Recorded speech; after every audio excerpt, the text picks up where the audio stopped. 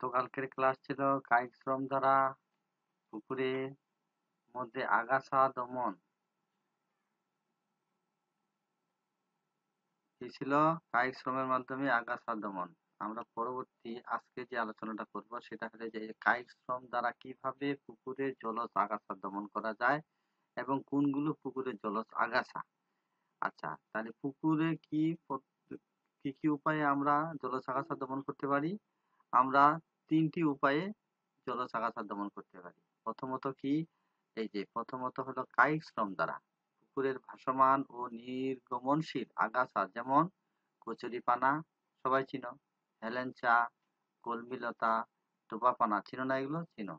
ইত্যাদি কায়িক শ্রম দ্বারা সহজে অপসারণ করা যায়। এগুলো যদি পুকুরে থাকে, এটা নিজের গায়ে গতরে শরীরের মাধ্যমে নিজে খাটুনি করে নিজে পুকুর থেকে তুলে অপসারণ করাটাই হলো কি বুদ্ধিমানের কাজ। এটাই হলো কায়িক শ্রম।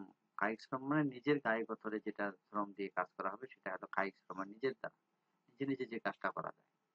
আচ্ছা, দুই নাম্বার কি? এক নাম্বার কায়িক শ্রম দ্বারা, দুই নাম্বার হলো জৈবিক পদ্ধতি দ্বারা। জৈবিক পদ্ধতি হলো পুকুরে পোনা মজুতের পর ডুবন্ত আগাছা দমন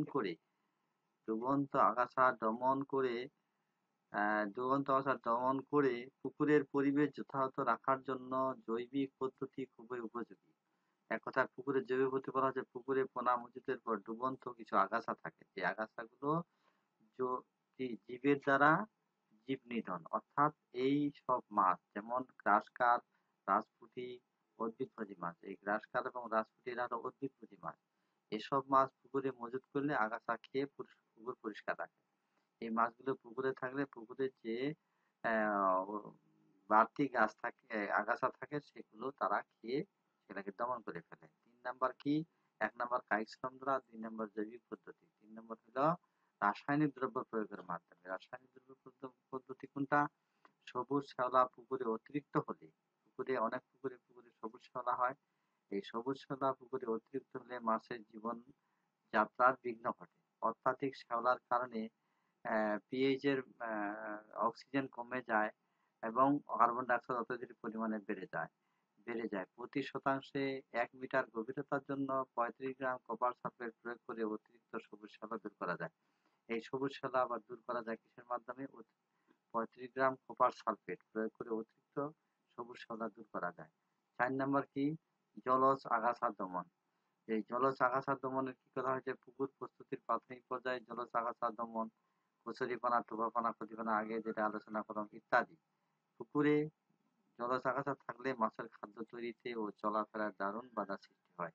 তাই আগাছাগুলো প্রথমে কায়িক শ্রম দ্বারা তুলে ফেলতে হবে, সাধারণত তন্তু জাতীয় শ্যাওলা উচ্ছেদ করে ফেলতে হবে। অর্থাৎ আমরা মাছ চাষ করতে গেলে কি করতে হবে? আমাদের প্রথমত যেই পুকুর প্রস্তুতির প্রথম দিকটা হলো যে জলজ আগাছা ও কীট পতঙ্গ দমন। তো বড় মাছ চাষ করতে গেলে আমাদের কীট পতঙ্গ দমনের প্রশ্নটা আসতেছে না। আমরা এখানে পুকুর প্রস্তুতি দিয়ে প্রথমে যে জিনিসটা করবে সেটা হলো জলজ আগাছা যদি পুকুরে থাকে, জলজ আগাছা কোনগুলো? কচুরিপানা, হেলেঞ্চা, কলমিলতা, টোপাপানা ইত্যাদি।